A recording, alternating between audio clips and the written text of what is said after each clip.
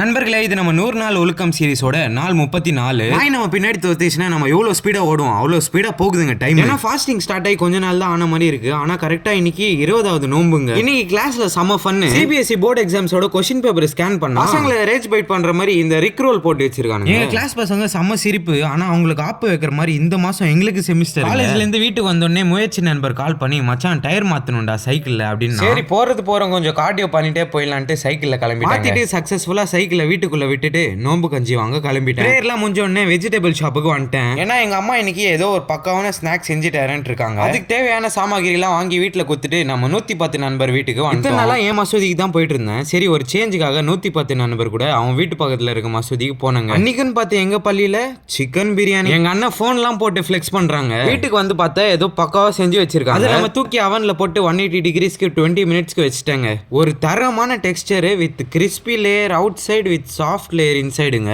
நண்பர்களே, பார்க்க நல்லா இருக்குன்னு வாயில எடுத்து வச்சு சூடா இருக்குன்றதே மறந்துட்டு எடுத்து வாயில வச்சேன் பாருங்க. கேலி ஆயிட்டேன் நானு. நண்பர்களே, உங்களுக்கு இந்த கிளிப்பு காட்டுறதுக்காக என் கையே வெந்து போச்சுங்க. எவ்வளவு சூடா இருந்துச்சு தெரியுமா? லைட்டா கூல் டவுன் பண்ணி சாப்பிட்டு முடிச்சுட்டு நம்ம மிதி பயிற்சிக்கு கிளம்பி வந்துட்டோம். நம்ம வாங்கின சைக்கிள் ஒரு சரியான பிச்சனை இருக்கு. அது என்னன்னு பாத்தீங்கன்னா சாதா சைக்கிள் மாதிரி எடுத்துட்டு போய் பள்ளத்துல விட முடியாது. இல்லன்னா டயர் கேலிங்க. அப்படியே நாங்க ரன்னிங் பண்ற ஸ்பாட்டுக்கு வந்தோம். வந்துட்டோம்னு சொல்லிட்டு கொஞ்ச நேரம் வாக்கிங்கும் சேர்த்து போட்டு மிதி பயிற்சியிலே திரும்பி வீட்டுக்கும் கிளம்பி வந்துட்டாங்க. வந்து பார்த்தா நம்ம பூனை தூங்கிட்டு இருந்துச்சு. அதுக்கு சப்புன்னு ஒரு 2 சைஸ் பெத்த உமா போட்டு இந்த vlog இங்கே ஃபினிஷ் பண்ணிக்கிறாங்க. இந்த வீடியோல பார்க்கலாம். Bye guys.